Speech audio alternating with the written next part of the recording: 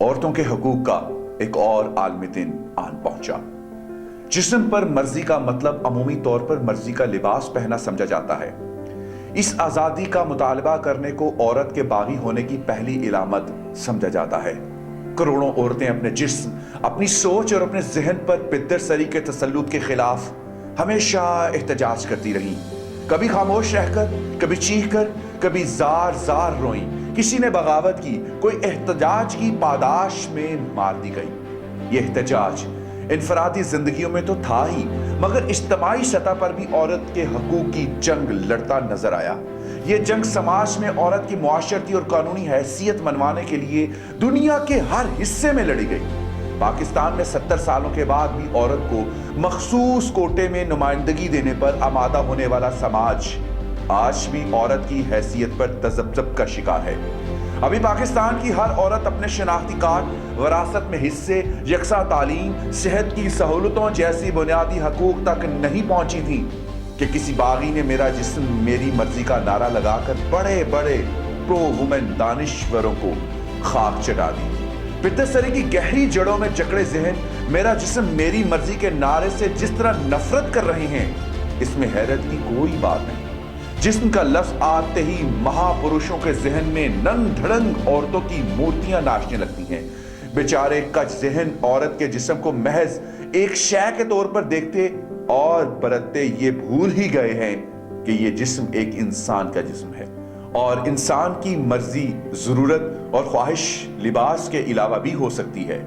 जिस्म पर मर्जी का मतलब अमूमी तौर पर मर्जी का लिबास पहना समझा जाता है। इस आजादी का मुतालबा करने को औरत के बागी होने की पहली इलामत समझा जाता है और लिबास की मर्जी को भी ऐसे पेश किया जाता है कि दिलचस्प बात यह है कि जब भी औरत अपनी मर्जी का लिबास पहनना चाहती है, उसकी मर्जी को बेहयाई और नंगा फैशन करने की आजादी से ताबीर किया जाता है।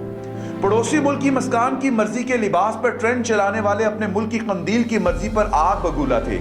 अगरचे मुस्कान की मर्जी और बहादुरी को सराहा जा रहा है, मगर दर हकीकत ये इस बहादुर लड़की की मर्जी का मामला है।